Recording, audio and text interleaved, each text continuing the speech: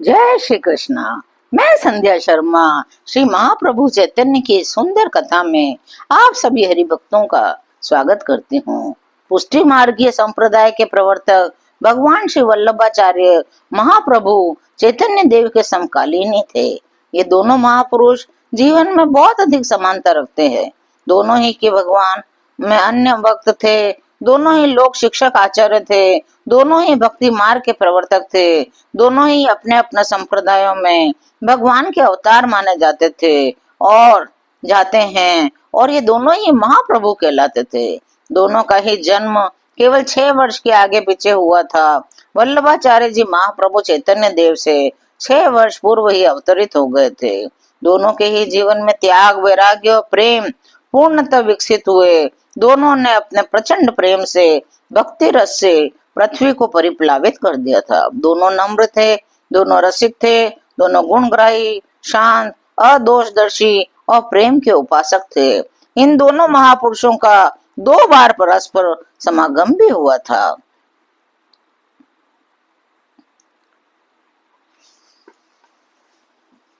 महाप्रभु वल्लभाचार्य जी का जन्म भारद्वाज गोत्रीय तैत्तरीय शाखा वाले यजुर्वेदीय शुद्ध और कुलीन ब्राह्मण वंश में हुआ था। इनके पूर्वज भट्ट उपाधिधारी दक्षिण ब्राह्मण थे।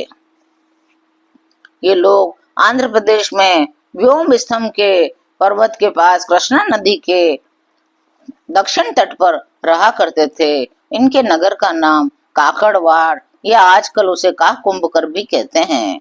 श्री लक्ष्मण भट्ट एक बार अपनी पत्नी के साथ तीर्थ यात्रा के निमित्त काशी आए। वहीं हनुमान घाट के ऊपर घर लेकर रहने लगे। उस समय श्री लक्ष्मण भट्ट की पत्नी गर्भवती थी। रास्ते में चंपारण्य के समीप चौड़ा नगर, जिसे अब चतुरभद्रपुर भी कहा जाता है, वहीं इन श्री वल्लभाचार्य जी का प्रादुर्भाव हुआ। पिता ने चंपारण गांव से जाकर सारी सामग्री लाया और यथोचित जात कर्म आदि संस्कार किए। फिर वे काशी में आ गए। 5 वर्ष की अवस्था में पिता ने इनका यज्ञोपवीत संस्कार किया। जब से ये वेद शास्त्रों की शिक्षा पाने लगे। जब ये 11 वर्ष के थे, तभी इनके पिताजी परलोकवासी हो गए। फिर ये अपनी माता और कई एक शिष्यों को साथ लेकर स्वदेश गए।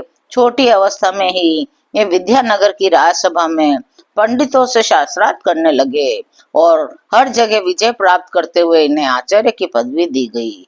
फिर ये अपने बहुत सारे अनुयायियों के साथ विद्यानगर से कन्याकुमारी, पंढरपुर, नासिक, त्र्यंबकम, नर्मदा, टोंकारेश्वर, माहिष्मती, उज्जैन, सिद्धवट, वेदपुर, दतिया, ग्वालियर, धौलपुर होकर मथुरा पधारे। वहां इन्हों को भगवान की आज्ञा हुई और भगवान ने इन्हें एक गद्यात्मक मंत्र का उपदेश दिया, जिनके द्वारा जीवों का ब्रह्म के साथ संबंध किया जाता था। उसके बाद संपूर्ण ब्रज के तीर्थों की यात्रा करी। भक्ति का इन्होंने बहुत प्रचार किया। दक्षिण की ओर गए, पूर्व की ओर गए, इस तरह 2 बार भारत की पूरी पूरी यात्रा की। जब ये पंढरपुर आए और भगवान विठल नाथ जी के दर्शन किए, तब यही उन्हें भगवान ने विवाह करने की आज्ञा दी। भगवान की आज्ञा को इन्होंने स्वीकार कर लिया और फिर ये वहां से भ्रमण करते हुए भक्ति मार्ग का उपदेश देते हुए पुष्कर में पधारे। वहां से ये फिर ब्रज में पधारे। फिर श्रीनाथ जी की प्रेरणा से ये श्री मन माधवेंद्रपुरी जी को मिले। मन माधवेंद्रपुरी जी ने गोवर्धन में गोवर्धन नाथ जी माने गोपाल जी का प्राकट्य हुआ था। वहीं इन्होंने श्री मन माधवेंद्रपुरी जी को वहां की सेवा का संपूर्ण भार दे दिया। वहां से आकर पुरी से जगन्नाथ की यात्रा की और फिर काशी में आकर रहने लग गए। वहां आकर इन्होंने सजातीय देव भट्ट नामक एक दक्षिण ब्राह्मण की सर्वगुण संपन्ना लक्ष्मी देवी नाम की कन्या के साथ विवाह किया। फिर ये गोकुल पधारे। फिर गुजरात और काठियावाड़, फिर बद्री नारायण, फिर गोकुल से जमुना जी के किनारे आगरा होते हुए प्रयागराज पहुंचे। वहां उन्होंने कुछ दिन अरेल में निवास किया। फिर वे आचार्य के पास अब द्रव्य की कमी नहीं थी, क्योंकि वे हर जगह शास्त्रार्थ करते और इन्हें खूब धन मिलता था। इन्होंने इन धन को धार्मिक कार्यों में खूब जी खोल कर खर्च किया। काशी से फिर आपने प्रयाग होते हुए अरेल में कुछ काल रहकर व्रज की यात्रा की।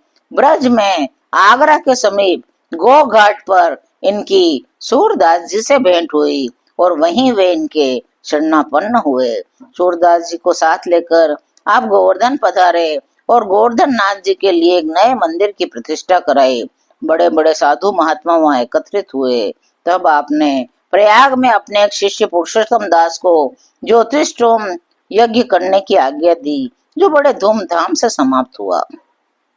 फिर आप चुनार के राजा की प्रार्थना पर वहां जाकर रहने लगे। वहीं पर इनके द्वितीय पुत्र गोवर्धन श्री विठल नाथ जी का जन्म हुआ।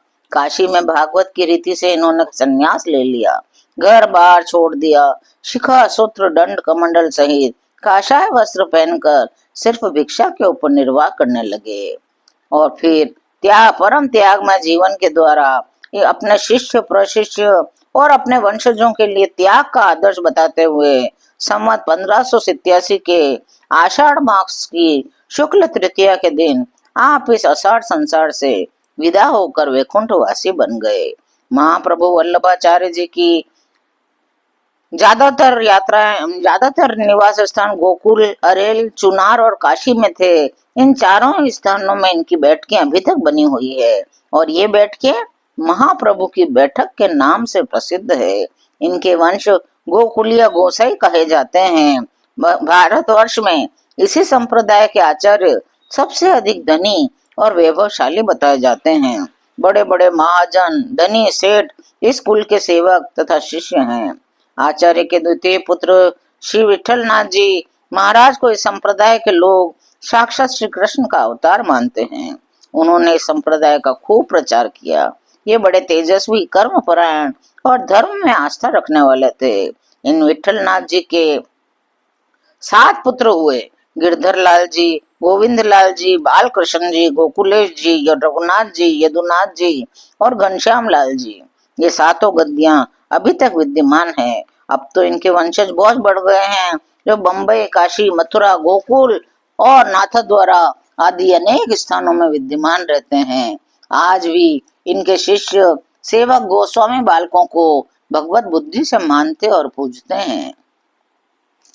अन्य संप्रदायों की तरह इसमें पूजा खंड पद्धति का खंडन नहीं किया गया है।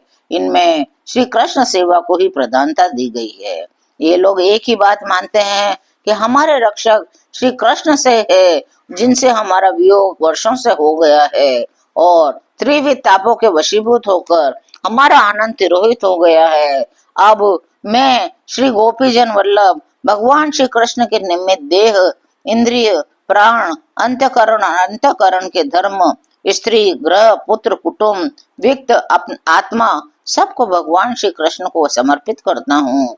हे कृष्ण, मैं आपका दास हूँ। इस मंत्र से जीवात्मा का ब्रह्म के साथ संबंध होना जाना जाता है। पुष्टि संप्रदाय वाले 5 लोगों को ही भक्ति प्रकरण का संदोहन रूप समझते हैं। आचार्य आज्ञा करते हैं कि घर का पूर्ण रीति से परित्याग ही कर देना चाहिए, लेकिन यदि ऐसा न संभव न हो, घर को पूर्णतः त्याग नहीं हो सके, तो जो भी काम करें गृहस्थ में रहकर श्री कृष्ण के निमित्त ही करें। ऐसा करने पर कर्म करने से जो भी पाप होता है वह पाप नहीं होगा, क्योंकि श्री कृष्ण सभी प्रकार के अनर्थों का मोचन करने वाले हैं। दूसरा सिद्धांत, संग किसी का नहीं करना चाहिए। सभी प्रकार के संगों का एकदम परित्याग कर देना चाहिए, लेकिन ऐसा भी यदि पूर्ण रूप से संभव न हो तो सज्जनों का, संत महात्माओं का ही संग करना चाहिए, क्योंकि संत से जो काम उत्पन्न होता है वह उसकी औषधि सिर्फ संत ही है। तीसरा उपदेश उन्होंने दिया कि जो गृहस्थी बन चुका है उसको कैसा व्यवहार करना चाहिए। यदि स्त्री आदि परिवार अपने मन के माफिक भगवत भक्ति परायण आदि हो तो उससे भी भगवान के सेवा आदि करवाएं। यदि घर के लोग इस ओर से उदासीन हों और आज्ञा करने पर ही सेवा करने को राजी हों तो उनसे न कराकर स्वयं करें, क्योंकि ये लोग कहते हैं, जाके प्रिय न राम वैदेही तजिए ताहि कोटि बेरिसम यद्यपि परम सनेही। जो विष्णु से विमुख हों उनको त्याग करने में किसी प्रकार का दूषण नहीं है। फिर बताया उन्होंने कि गृह त्याग सर्वोत्तम है और यदि ऐसा ना संभव हो तो कृष्ण के प्रति प्रीति रखकर घर में ही रहें और भगवान के सेवा रूपी कर्मों को करें। सर्व संग का परित्याग कर दें।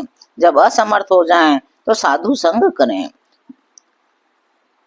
भगवत सेवा के अनुकूल भाव